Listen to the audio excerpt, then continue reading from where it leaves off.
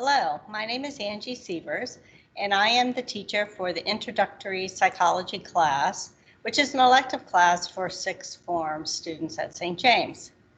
A little bit about my background.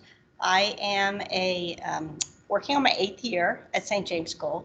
Prior to being here, I was actually a psychology professor at a community college close to St. James School. My educational background is I have a bachelor's degree in psychology and a master's degree in higher education administration and counseling.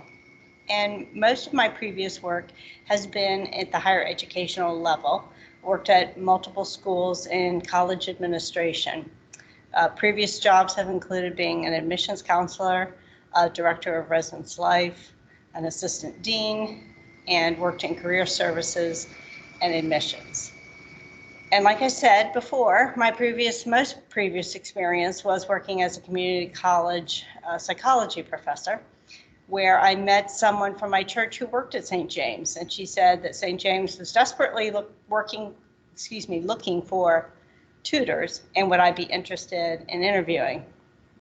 And it took me a while to come here because I was happy where I was, but after I came to St. James and was hired as a tutor, the then associate headmaster asked if, because of my experience, I'd be interested in coming full-time.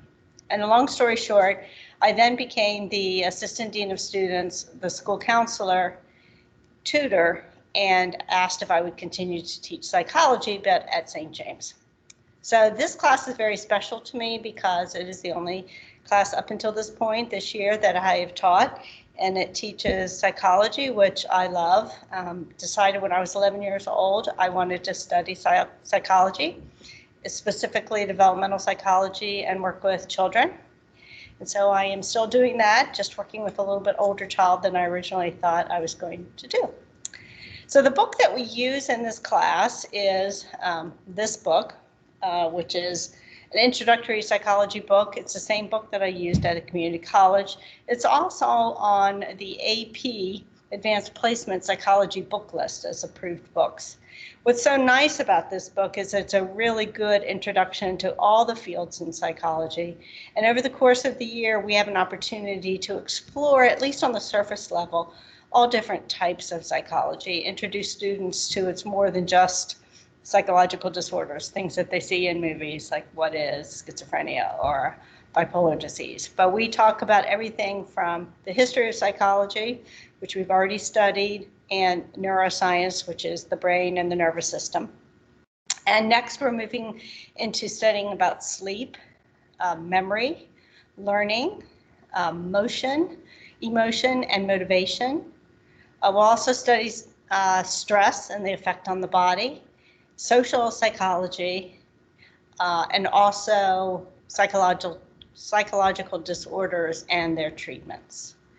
So we have a chance to review lots of information about the different fields, expose the students to that.